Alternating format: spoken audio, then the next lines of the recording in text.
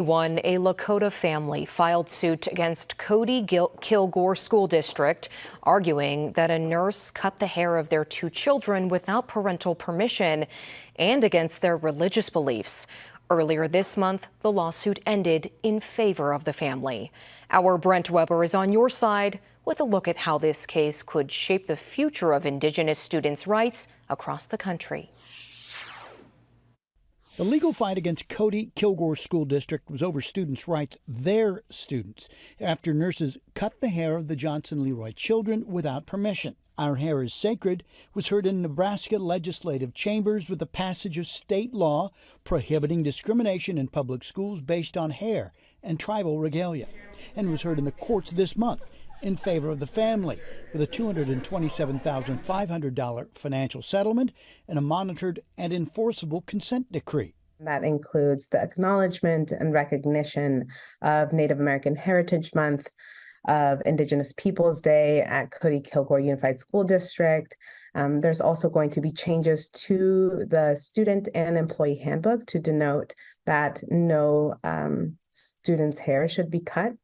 Initially, we wanted an apology. Did they ever apologize? No. I think this is just the beginning as far as Nebraska's implementation of protections for tribal regalia, hair, and head dressings with the passing of the law. That law will go into effect in 2025. And the next step is for the Nebraska Department of Education to come up with a model policy that all school districts can implement.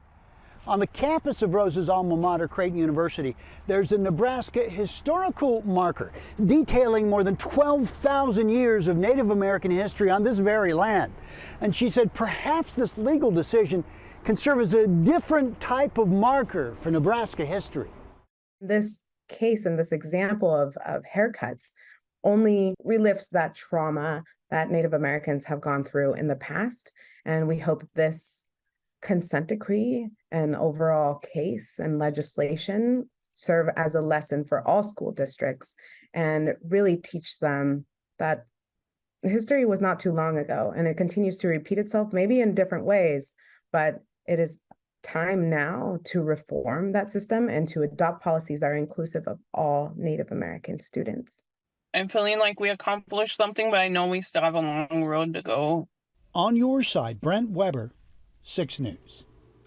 Godinez says the ACLU is working nationally to support legislation and policy protecting students of all backgrounds, and the Johnson-Leroy family plans to remain part of the fight.